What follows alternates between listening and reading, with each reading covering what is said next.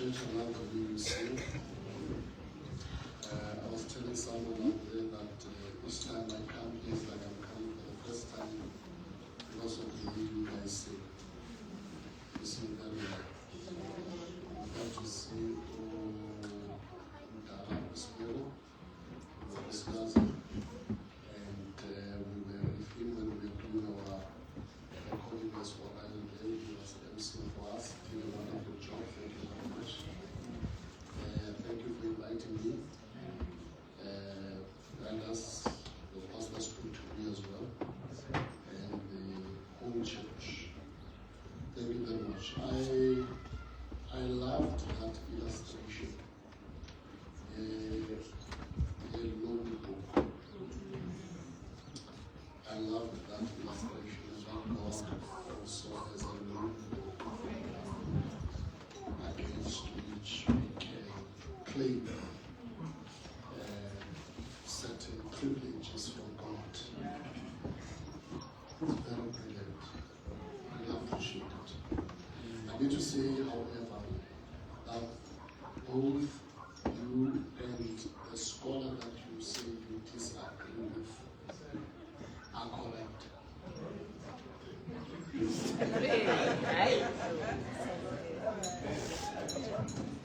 Both of you are correct. You are correct in what you affirm and only wrong in what you deny.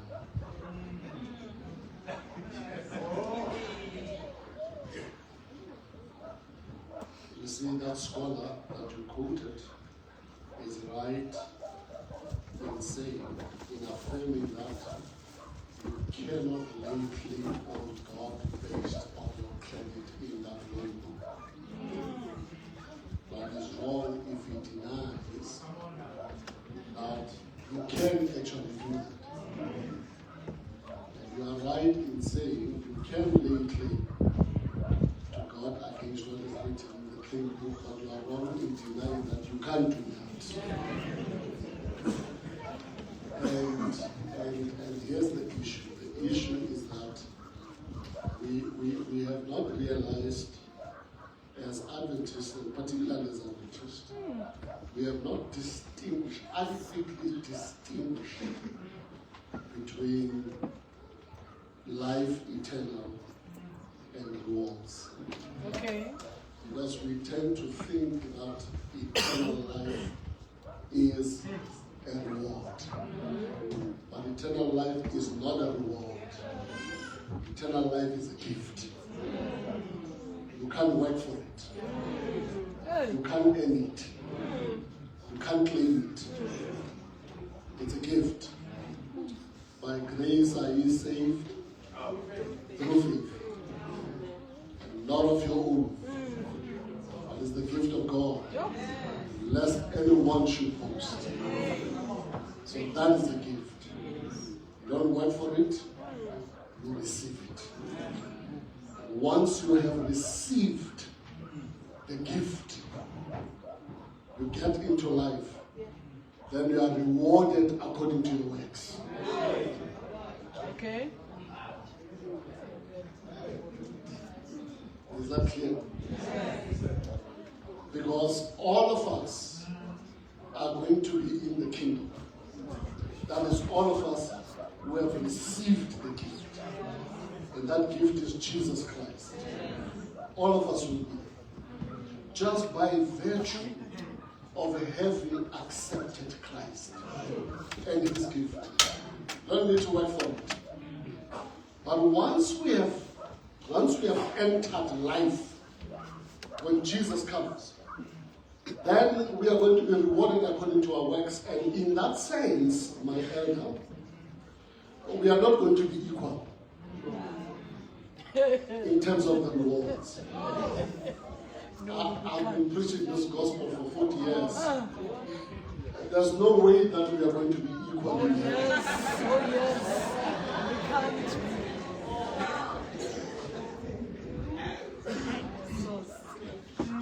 And this is the illustration that I always make. When we get to heaven, God will say, "Come ye faithful of my Father." In inherit the kingdom that was prepared for you from the foundations of the earth. He'll say that to me. He'll say that to you. So we go in. That's life. But once we are in, then he's going to say to me, Odile, you see that mansion over the mountain, overlooking the sea?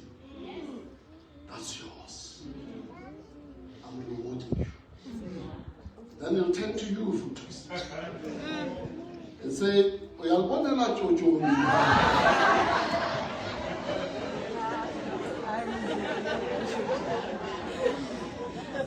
There's no way we are going to do that. Now, when I said that, somebody said it for us. I don't care, even if I sue this place, as long as I'm and that's not true. So both of you are right. Both of you are right.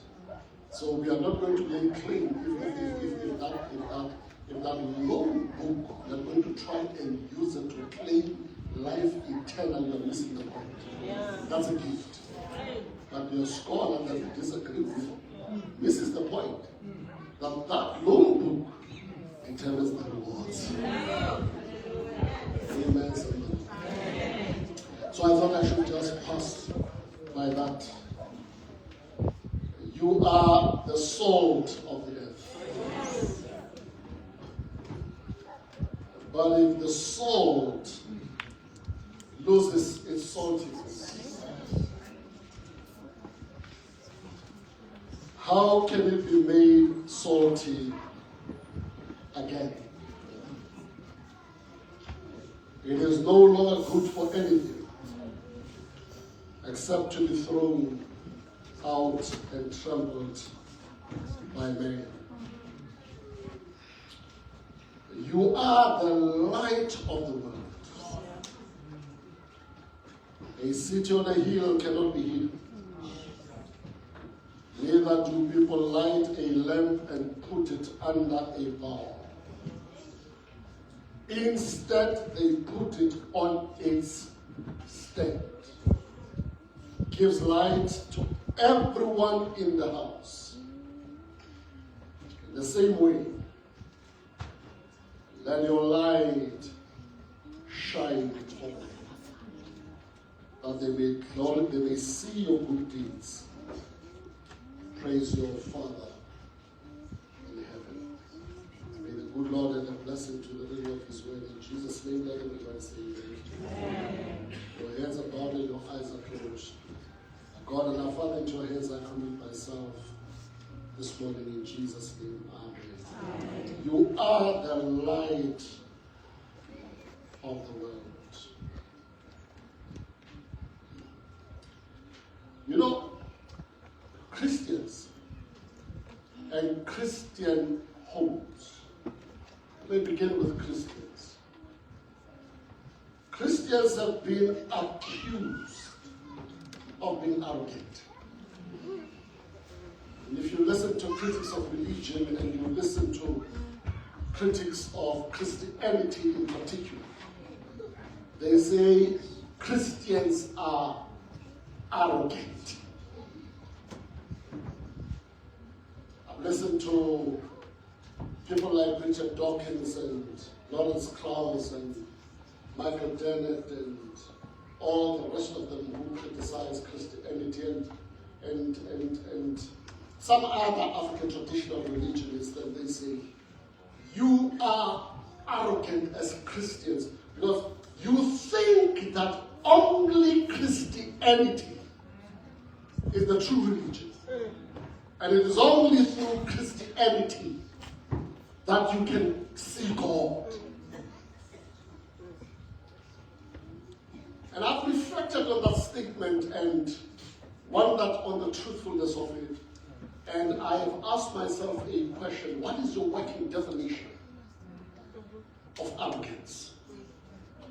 If your working definition of arrogance is that Jesus Christ is the only way to God, if your working definition of arrogance is that we the followers of Jesus Christ know the truth, because Jesus is the truth, then we are arrogant.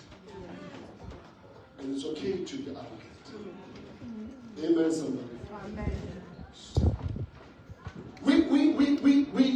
We are arrogant, and we have to be arrogant.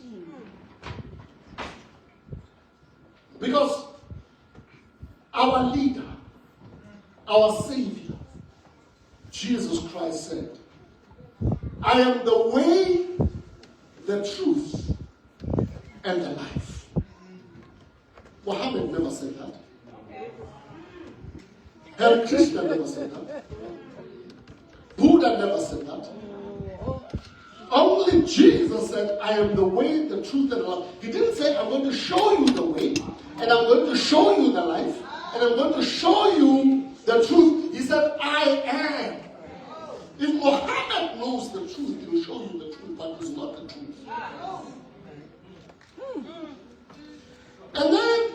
And then Jesus then says, you are the light of the world. By the way, I'm going to contextualize this and speak to families about it and say to families, Christian families, you are the light of the world.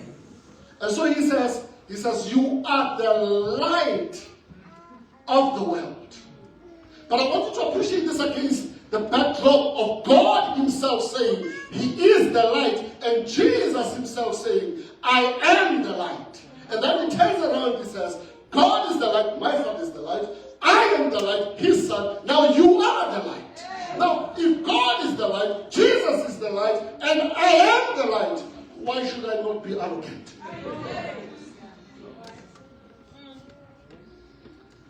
I am the light of the world. God created light.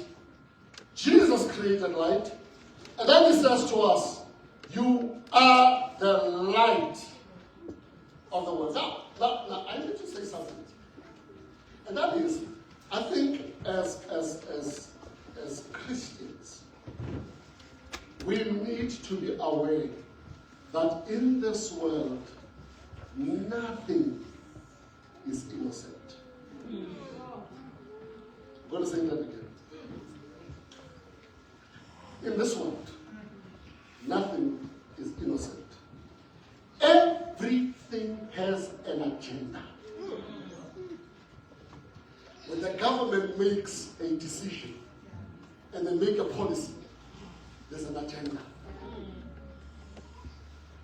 When decisions are made economically, there's an agenda.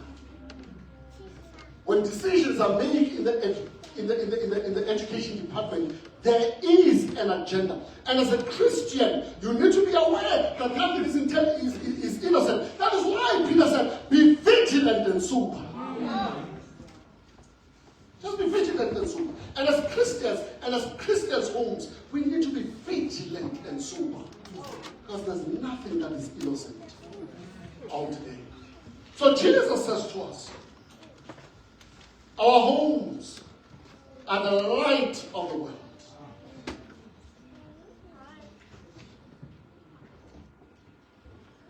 Now, I said Christian homes. I didn't say religious homes.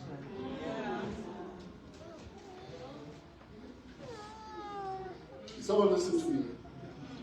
I didn't say religious homes. I said Christian homes. I didn't say Adventist homes. You said Christian. I said Christian homes. Because you can be an Adventist and not a Christian. You can be an Adventist home and not be a Christian home. So here, I'm talking about Christian homes, and I am doing that on the assumption that you are a Christian by virtue of being here.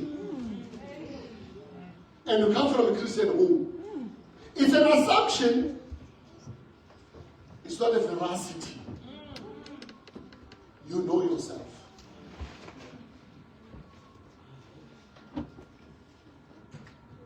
Now listen to this. Christian homes are regulated by Christ, while religious homes are regulated by church standards and policy.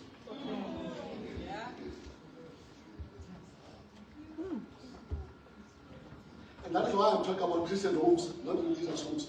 Because Adventists were regulated by policies.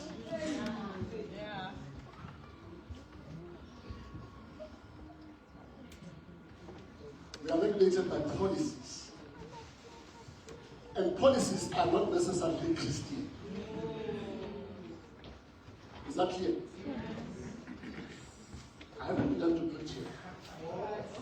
But I'm still on my way to the sermon. I'm old now, I take time.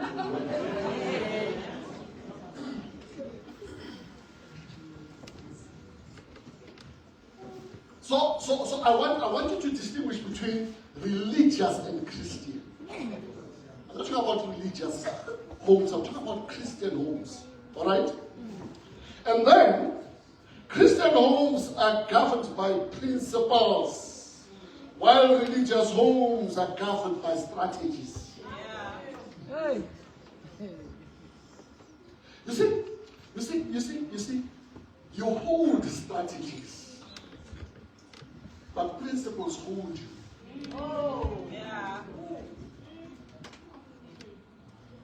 You can change strategy, but you can't change principle. That is why I want you to distinguish. Before I get to my sermon, I want you to distinguish this. I'm not talking about religious people. I'm not talking about strategists here. I'm not talking about policy-keeping people here. I'm talking about people who are regulated, families that are regulated by Christ and that are founded on principle. Principle is like a conviction. It's not an opinion. You hold an opinion, but conviction holds you.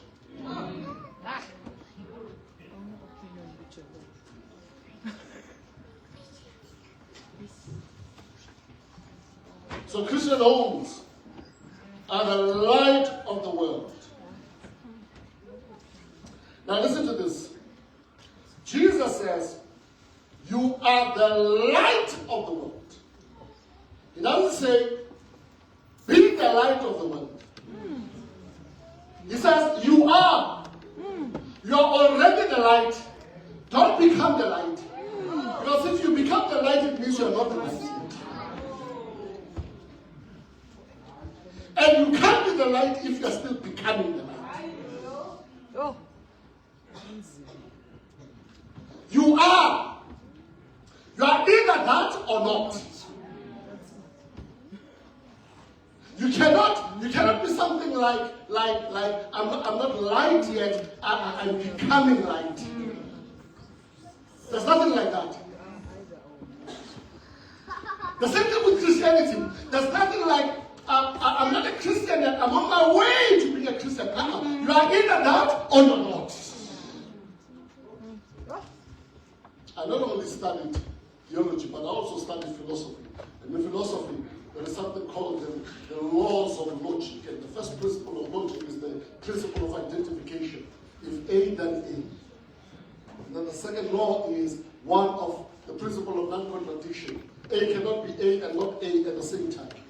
And then the third principle of logic is the principle of the excluded bit. And that's the one I want to talk about. Of the excluded bit. It says, between A and not A, there's nothing. That is true. It's either A or not A. Is that clear? Yes. It's either A or not A. And between A and not A, there's nothing. So there's nothing that says, I am not A yet, but I'm becoming an A. Yo. There's nothing like I'm not a Christian yet, I'm still becoming a Christian. You're either Christian or you're not. Period. You may be a religious person, but you're not a Christian.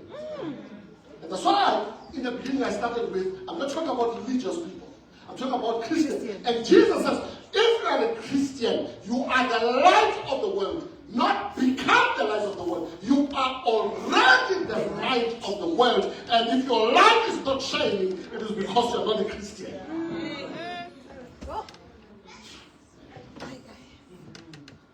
There's nothing in between. You see, in Christianity, there's no AA. Recovering alcoholics. There's nothing like that. You see, when you meet Jesus, you don't really recover. You're not in the process of recovery. Immediately. Did you hear me? Yeah. John 8 says, go and sin no more. Not from now on, keep trying. Until you overcome. Go and sin no more. His beatings, Ellen White says, are his enablings. So Jesus says, you are the light of the world. Not you becoming the light of the world. You are already that light. And you need to live like you are that light. Light is what we are. Light is what our Christian homes are. Now,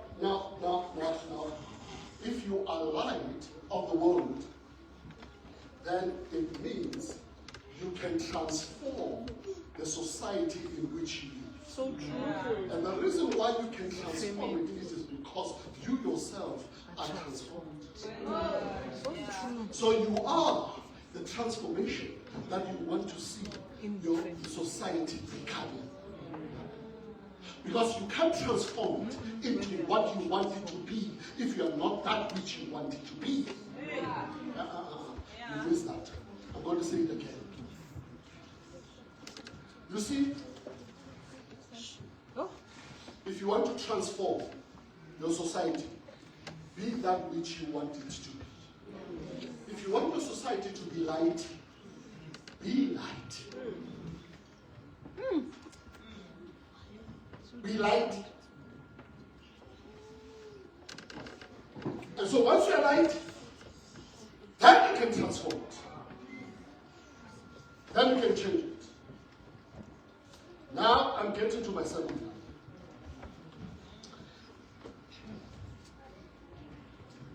People follow success and shun failure.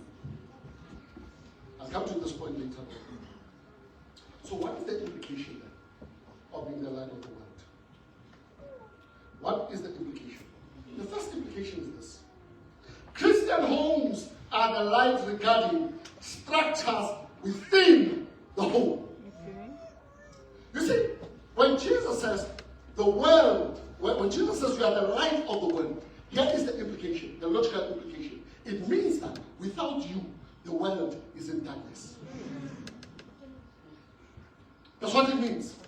So you are there as a home, as a Christian home, to be the light, because once that light goes off, then there's darkness.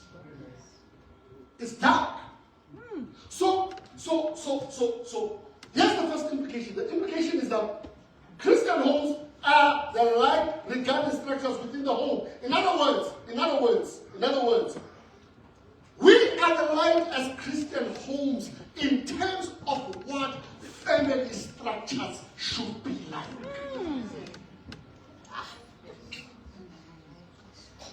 I'm going to step on toes. I'm going to step on toes, and I'm a visiting preacher here. So I don't care how you feel about it. I'm going to say it and get into my car and go. My power will deal with you. Now listen to me. If you're going to establish a home, the first building block of that home is marriage. Yes. Amen.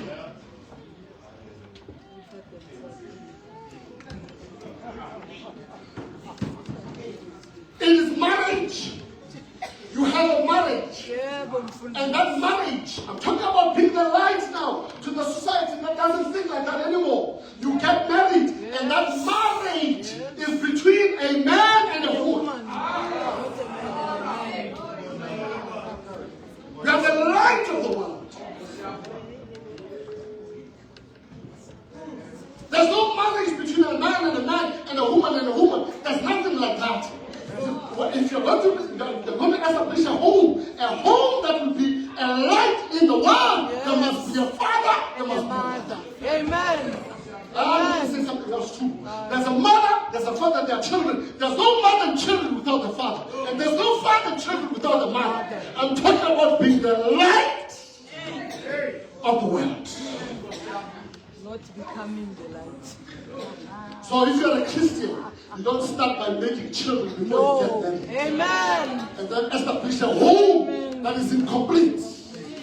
God said, the Bible says, He blessed them, He brought them together and blessed them. Amen, somebody? Amen. Bless them, and then He said, be fruitful and multiply. After blessing them, In a marriage.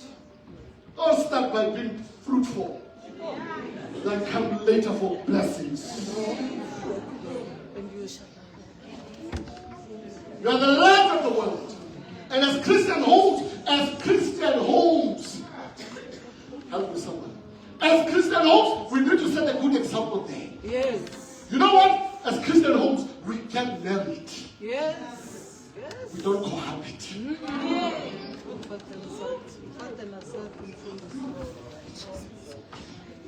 We are the light of the world. As Talisan, as the years in the Fatan said. And the problem is that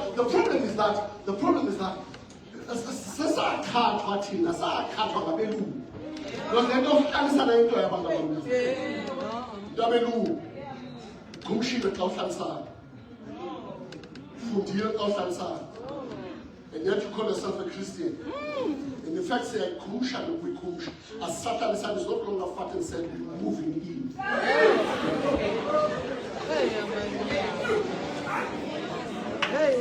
Moving in together. Move in all of you, and then you come and stand here and sing, God is good all the time. What kind of a light are you? I'm not even a light. Don't let me step on toes. I step on them. Let me tell you. I told you that a Christian is governed by principles. Yes. Principles. Not compromise. Because you can't be the light unless you are light. Not becoming light. There's a friend of mine who had a relationship with a very beautiful girl. This girl was Methodist, the other was Catholic. This boy was Adventist. And they dated. And then came the time when this boy wanted to get married. And said to this girl, now, you need to become an Adventist so we can get married, because I can't get married to a non-Adventist. And this girl said, give me a break. Adventist? You get married to a Catholic? After we have done everything,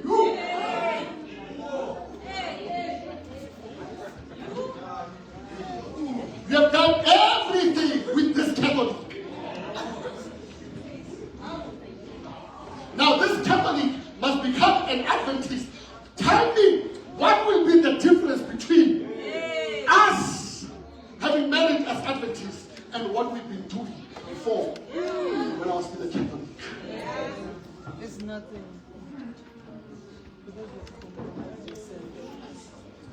We are an example. Listen to me. If you are a Christian home, you are an example. No. There's a father, There's a mother. there's a mother. There are children. Children are born within wedlock. The light of the world. Amen. Amen. I've often heard people, I'm talking about illegitimate children. Illegitimate children. How do we mean illegitimate children?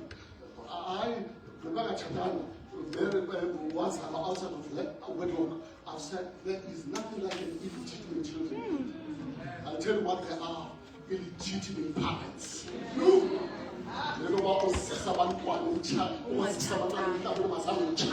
Hey. That's illegitimate, that's illegal, that's sinful. No principle. We are the light of the world.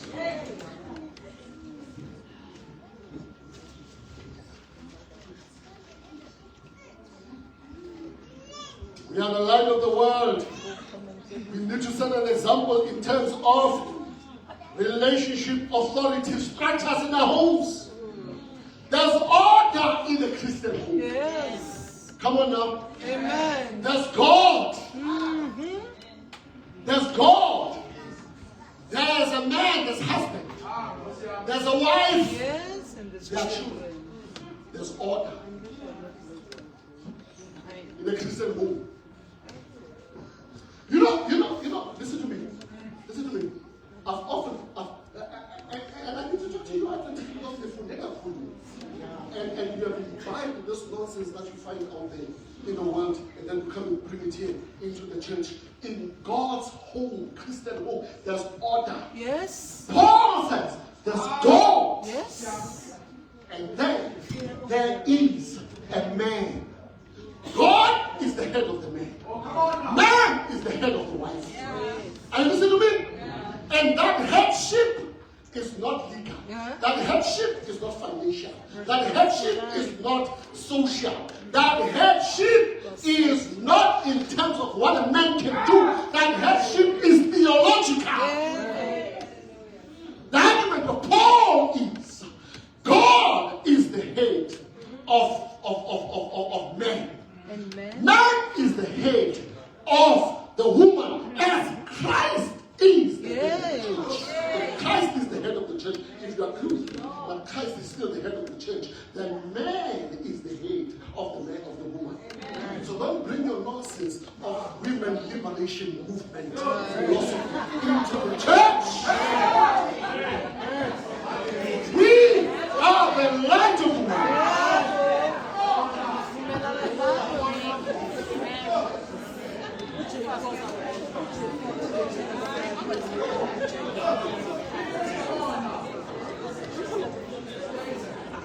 And Mamelanga is about that.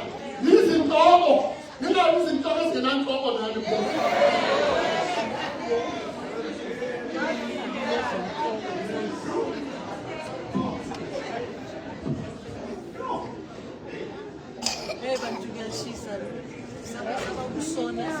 There's authority.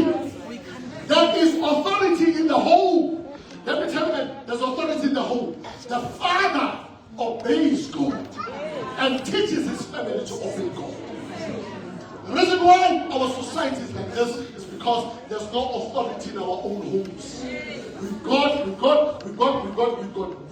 men who have abdicated.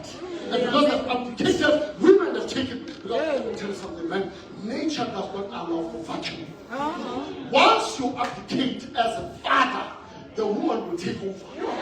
And once the woman takes over, that home is finished. All the wheels get off.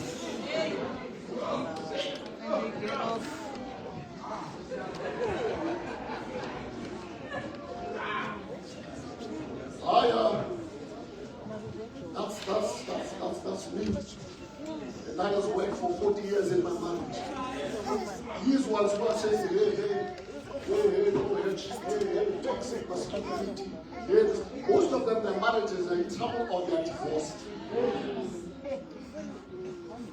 Amen, somebody. There's God, there's man, there are children, there's a mother, and there are children. Don't go miss that thing now. You are the light of the world. The Christian homes must function properly. But to tell something else too.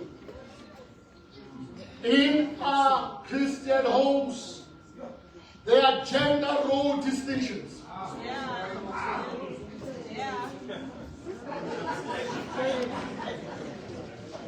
There's no agenderism in our homes. There's no transgenderism in our homes. There's a man and there's a woman. There's a boy, there's a girl. Nothing in between. Nothing on the sides. And by virtue of being a man, there are roles that you play. And by virtue of being a woman, there are roles that you play. Don't mix that up.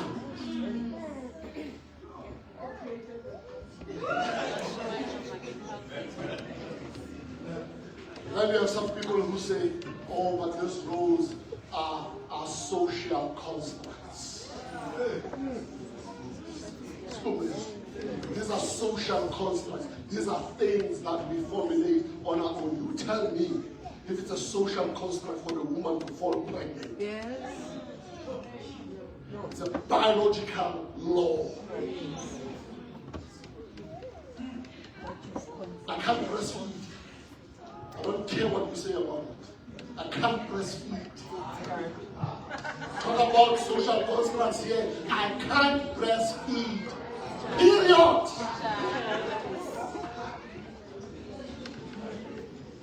Don't come with this confusion into our homes, and then you bring that confusion into our families, into the church here. Can't do that. We are the light of the world. I'm a man in my home. Amen, somebody. Amen. I'm a man in my home. Amen. See, when me and my wife stand together, she's a woman, I'm a man. Amen. But let me tell you something, man. Let me tell you something.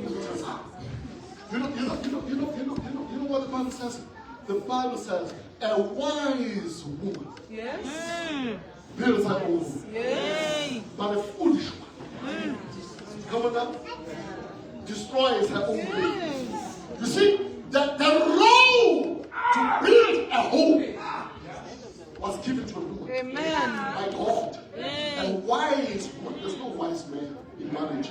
Only a wise woman. A wise woman.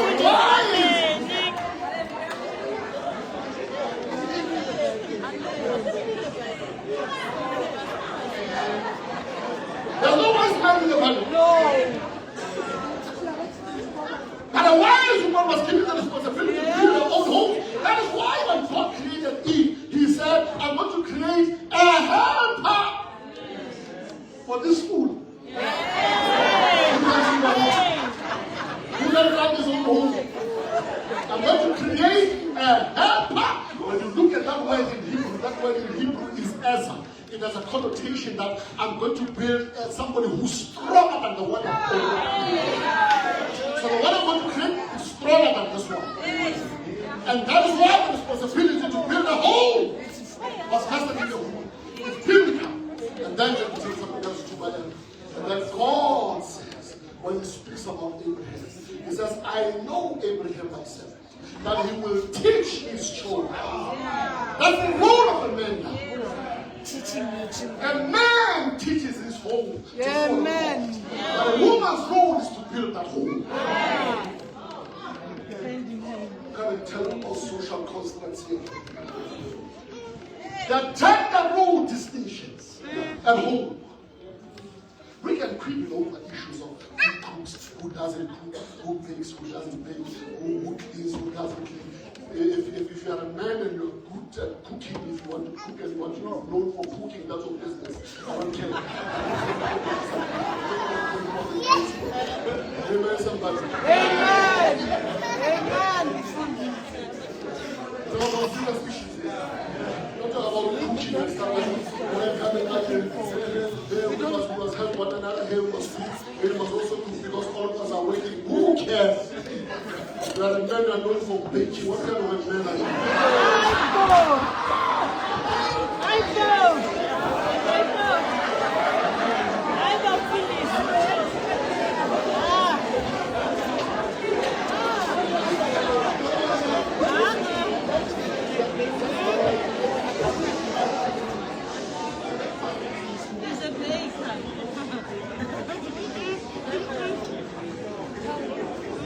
Is that it?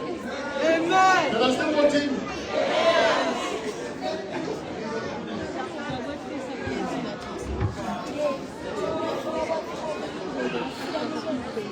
Listen to me. We are the light of the world. Here's another thing. Here's another thing. Christian homes are the light regarding spirituality. Believe in God. You know what the Bible says? The Bible says a fool has said in his heart, there is no God. Now. When you read that text in Hebrew, in its original language, it doesn't say a fool has said in his heart, there is no God. It says a fool has said in his heart, oh God. Can you get the difference? A fool says in his heart, no God. And let me tell you, you have so many fools. Once you look at it that way, you have so many fools who are churchgoers.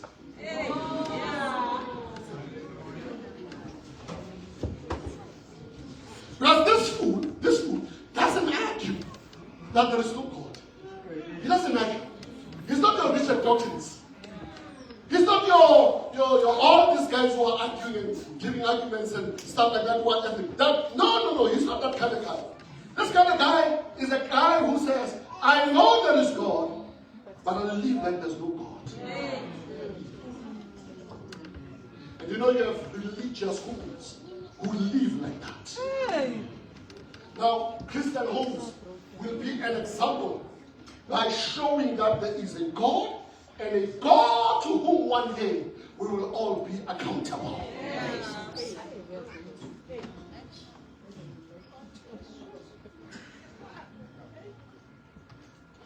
There's a quotation here by Walter Lippmann. I want to read it as easy.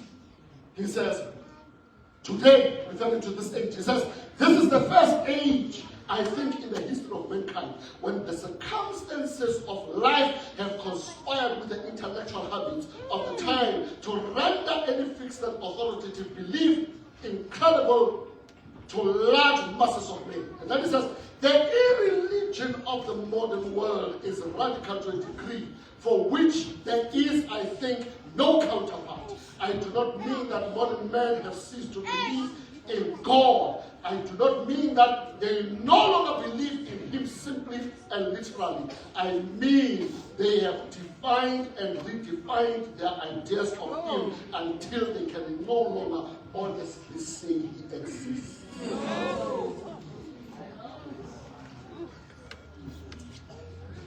You see, a God who promotes homosexuality is this God that this guy is talking about. We have redefined him. A God who will approve polygamy is a redefined God. A God who will approve a wife and a girlfriend.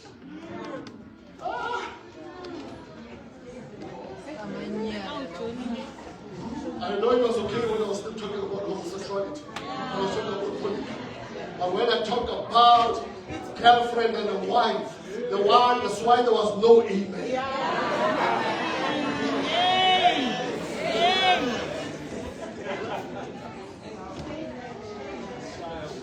Are you listening to me? Yes. We have redefined God. We have redefined God. In fact, let me tell you something. Today we no longer do theology. We are doing anthropology. That's what we do. We no longer believe that God created us in His image. We are creating God in our own image. That's what we're doing. And we worship the God that we created ourselves. The fool has said in his heart, there is no God or no God. They will live like there's no God. And we are the light of the world. Now listen to me, Christian homes know that my Lord writes all the time. He sees all you do. He knows all you say. My Lord writes all the time. We are the light of the world. We are the light of the world in terms of fearing God. Our Christian homes fear God. Christian homes love God. I need to pause on this one. I need to talk to you Adventists. Because the problem is that today Adventists love the world more than they love God. You know, John says, love is not the world, neither the things of the world. For the love of the world is not the love of God. You can't love the world and love God at the same time. The problem with us Christian homes today, we are so preoccupied and we are so consumed in material things and materialism. That is why we are in perpetual debt, because we love the world and the things of the world. We drive cars we can't afford. We live in homes we can't afford. We dress up in clothes that we buy on account. Hey, let me tell you something, man. We even buy food by credit. Bread. They go Woolworths. I swipe for bread.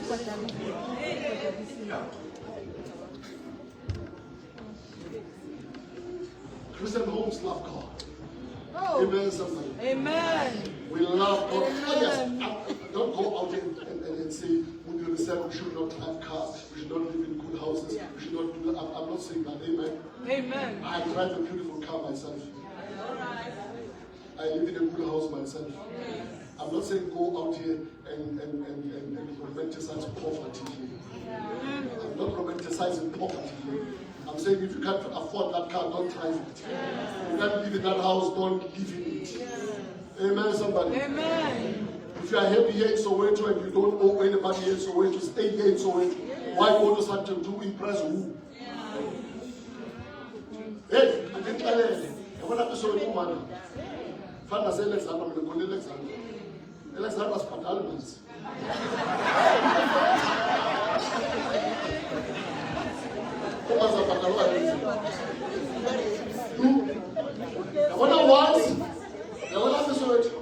Once you have the electricity, my man, once you have the electricity, open the Santen was an hour.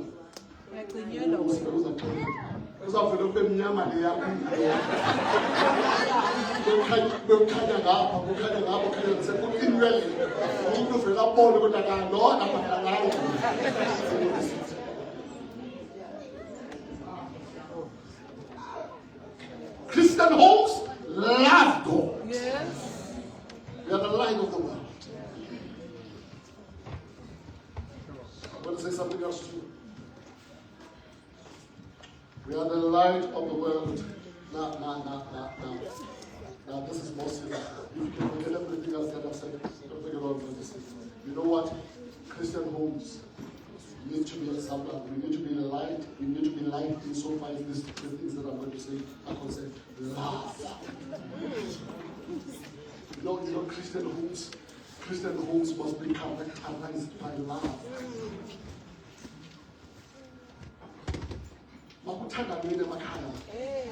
Hey. And you know that love, that love must never be earned. By virtue of being in that home and loved. Don't do anything to earn it.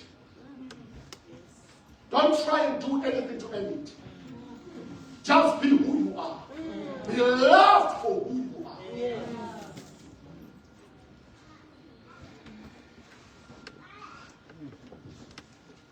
Love in a home is a transformative love.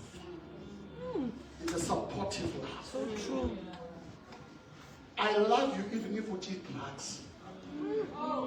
I love you even if you failed in school. Hey, I love you and I respect you even though you're no longer able to provide. Oh. I love you even if that figure is no longer where it used to be 10 years ago. 15 years ago. Amen. Come on now. Amen. Amen. Because when I tell you, S figures is not changing location. Right, Maria? Going to Mananaisila. The last time we saw you was somewhere. When you are talking about the guy, but you don't know what that was about. Now the point I'm making is, if this simple child, Tanda Umtua.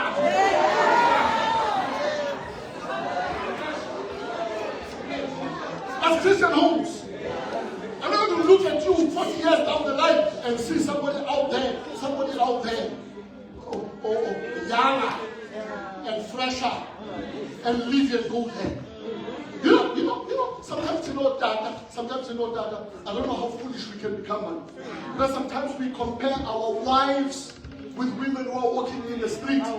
We compare our wives at home, who are relaxed, with women who are walking in the street here with the intention to teach us. And if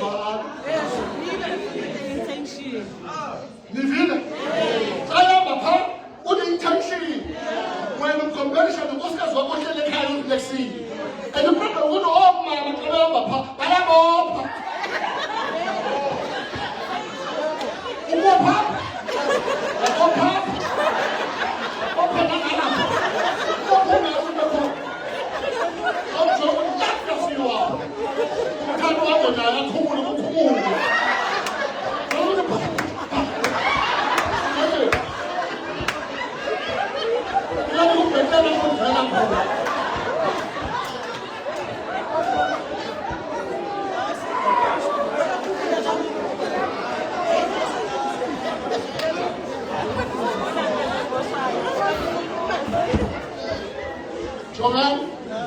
it doesn't matter who it doesn't matter what it is. Even though love unconditional. Whether the hate is there or not, love unconditional. Nano mama, nani. Even if we are provider, okay, provide, respect him. Hey, that's what I said like it before. God provider. Hey, that they were town. Hey, papa. Hey, mama. The day when I provide, what would you do?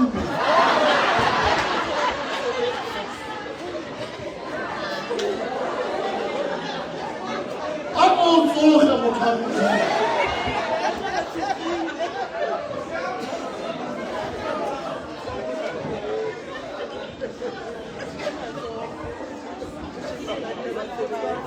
Amen. We love our children. We love our children. Whether they make bed or they don't make it. Whether they wash dishes or they don't wash dishes. Amen. Whether they clean or they don't clean. Whether they mess up or they don't mess up. We love them. Let me tell you something. If your child, we have Fuga, I got fully don't get oil. Please don't crucify that child. I appreciate the fact that only happened.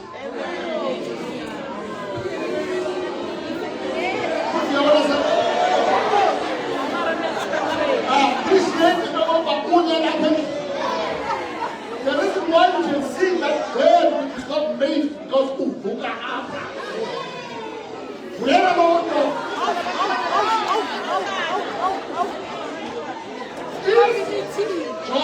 Jonah, if I got my son is richer, so good.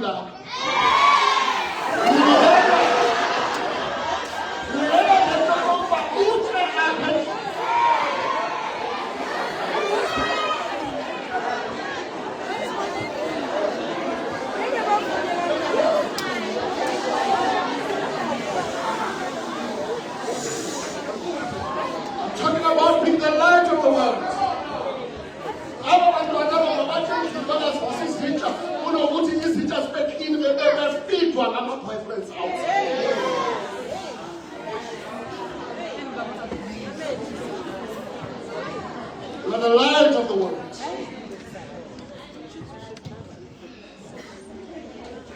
And the second thing is this.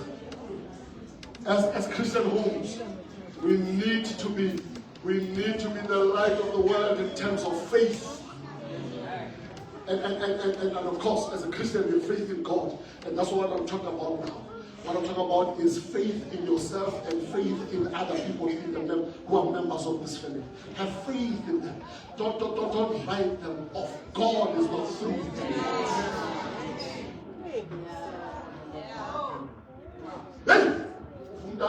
Hey, that child of us wrong. That child is no wrong. Let me tell you, I'll come down right. When I do premarital counseling, I usually tell these people are going to get married again. You know what? I want you to know this from the onset.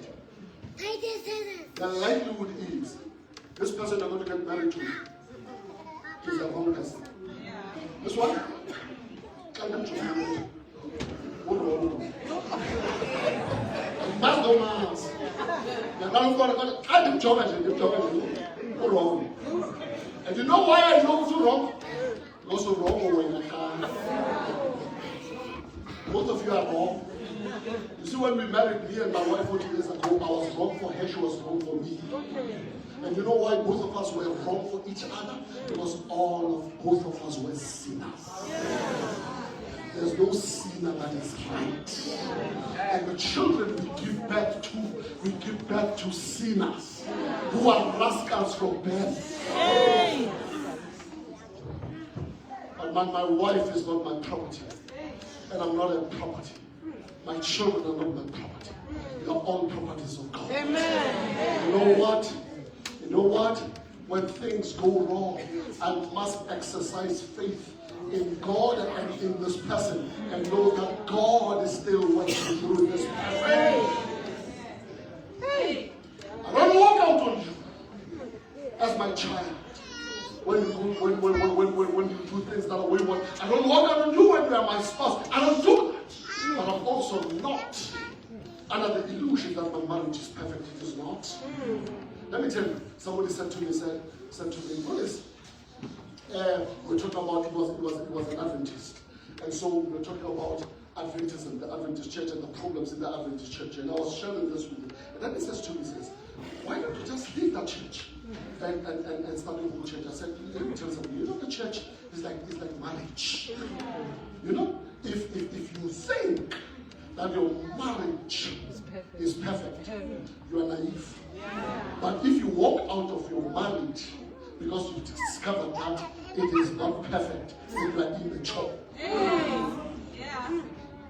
Can I say that again? Huh? Yes. Let me say it in English this time. My man, your marriage is not perfect. And if you think it is, you are foolish. You're stupid. It's never, because you are not perfect yourself. Nah, you're never perfect.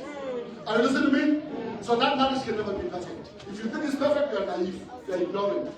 But if you walk out of that home, because you've discovered that it's not perfect, you are immature. Because there's no other home you're going to build. Oh. So you need faith. Amen. Amen. Hope. I'm closing now. Are you listening to me? Yeah. You need hope. Now, Christian hopes are an example when it comes to love, when it comes to faith, when it comes to hope. You know what Paul says? Paul says, and these three things remain. Amen, somebody. Amen. Love, Amen. faith, and hope. And this is the greatest of these. Faith is love. We are the light of the world. And let's go out there and be the light of the world. And you know, once we have become the light of the world, and we do what I've said we do, now we can be the salt of the world. Of the earth. Amen, somebody. Amen. Now we can be the salt of the earth. And you know how salt operates? Salt operates by invading and infusing the food. Salt is ineffective like any bicarbonate. It only works when it's there. But let me tell you, if you put salt in food, you will still taste that salt in food. You know why? Because that salt in food did not transform into food. It remained salt in food. You are in the world, but you are not of the world. Amen. Amen. Christian homes, you are in the world. God will never remove you from the world. Because if God removes you from the world, you will not transform the world. But in that world, you are not of the world. Amen. You must be distinguished. And you must be distinguishable. You must be different. Amen. Let me tell you, man, incarnate and be part of your society. Because if you don't incarnate, you can't reach them. But be different. Because if you are not different, you can't teach them.